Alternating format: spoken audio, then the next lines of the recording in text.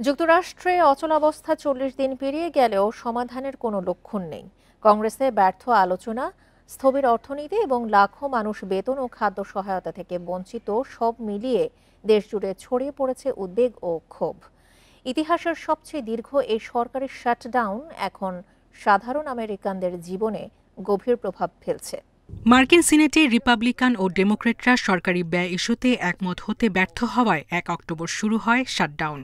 স্বাস্থ্য ও সামাজিক সুরক্ষা কর্মসূচিতে ডেমোক্র্যাটদের অতিরিক্ত ব্যয়ের প্রস্তাব প্রত্যাখ্যান করে রিপাবলিকানরা। এরপর কয়েক দফা আলোচনা হলেও সমাধান আসেনি। এতে সবচেয়ে দীর্ঘ অচলাবস্থার কবলে পড়ে যুক্তরাষ্ট্র। এতে বেতন ছাড়াই আছেন প্রায় ৭.৫ লাখ সরকারি কর্মচারী। সরকার চালু না হওয়া পর্যন্ত নিম্ন আয়ের পরিবারগুলোকে খাদ্য সহায়তা না দেওয়ার ঘোষণা দিয়েছেন মার্কিন প্রেসিডেন্ট। এতে যুক্তরাষ্ট্রের SNAP বা খাদ্য কুপন কর্মসূচির মাধ্যমে মাসে প্রায় ৪ কোটি আমেরিকান ক্ষতিগ্রস্ত হচ্ছেন। আকাশপথে ভ্রমণের ক্ষেত্রে দেখা দিয়েছে বিশৃঙ্খলা। শনিবার একদিনেই দেশ জুড়ে ১,৫০০-এর বেশি ফ্লাইট বাতিল হয়। বিমান চলাচলের এই বিশৃঙ্খলা দেশটির অর্থনীতি ও পর্যটন খাতে বড় ধাক্কা দিচ্ছে বলে সতর্ক করেছেন বিশেষজ্ঞরা। অচলাবস্থার প্রভাব পড়েছে স্বাস্থ্য বিমা খাতে। বর্তমানে প্রায় ২,৪০ লাখ আমেরিকান এই ভর্তুকির উপর নির্ভরশীল।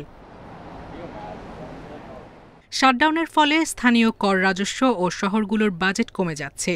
পর্যটন, ব্যবসায়িক ভ্রমণ ও পণ্য পরিবহন খাতে ক্ষতির আশঙ্কা তৈরি হয়েছে। এছাড়া অর্থের অভাবে ১৩ লাখ সেনা সদস্য শিগগিরই বেতন না পাওয়ার ঝুঁকিতে আছেন। আমরা প্রথম দিন থেকেই অর্থনীতির উপর প্রভাব দেখতে পাচ্ছি, যা সময়ের সাথে আরও খারাপ হচ্ছে। গত ২ প্রান্তিকে প্রেসিডেন্ট ট্রাম্পের অধীনে আমাদের অর্থনীতি দুর্দান্ত ছিল। শাটডাউন অব্যাহত থাকলে এই প্রান্তিকের অর্থনৈতিক প্রবৃদ্ধি অর্ধেকেরও বেশি কমে যেতে পারে। সরকারি স্থবিরতা কেবল প্রশাসনিক নয়, এটি এখন লাখো নাগরিকের জীবনে সরাসরি প্রভাব ফেলছে। অর্থবিদরা সতর্ক করছেন, যতদিন অচলাবস্থা চলবে ক্ষতির পরিমাণ ততই বাড়বে। সায়রা খান, ইন্ডিপেন্ডেন্ট নিউজ।